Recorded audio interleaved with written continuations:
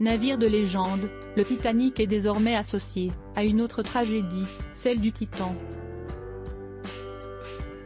Un sous-marin long d'environ 6,5 mètres qui a plongé le 18 juin 2023 pour aller observer l'épave du fameux bateau mais a implosé, provoquant la mort de tous ses 5 passagers. Le nom des 2 engins, liés à jamais, refont surface avec l'exposition immersive à Paris dans laquelle figure le nom de Paul-Henri Narjolet, l'un des explorateurs se trouvant dans le submersible. Le Français Paul-Henri Narjolet tient une place importante dans cette manifestation à Paris Expo dédiée au paquebot de légende, avec plus de 200 objets authentiques et de nombreuses reconstitutions. En effet, il était directeur de la recherche sous-marine et de RMS Titanic, qui a supervisé 8 expéditions sur le site de l'épave depuis 1987.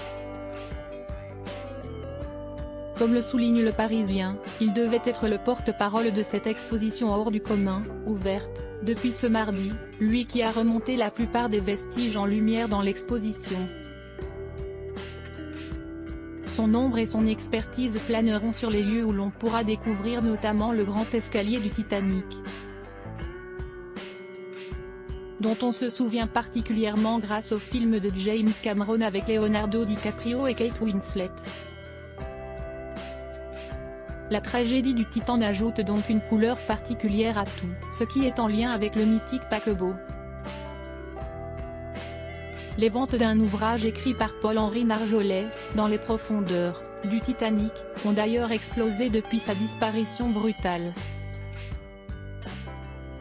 Grand spécialiste de l'exploration sous-marine, il avait aussi marqué pour avoir accompagné en 2020 le fils d'une victime du naufrage d'un sous-marin militaire français pour qu'il puisse rendre un dernier hommage à son père disparu. À 77 ans, celui qui assurait avoir le Titanic dans la peau depuis bientôt 4 décennies, avait pris la mer pour la 9e fois aux côtés de Stockton Rush, le patron de la société d'expédition OceanGate.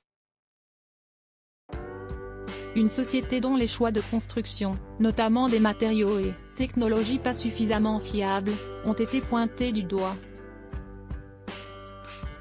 En comparant le Titan à l'Alvin, un submersible de recherche du gouvernement américain qui a effectué en toute sécurité plus de 4500 plongées en eau profonde depuis 1973.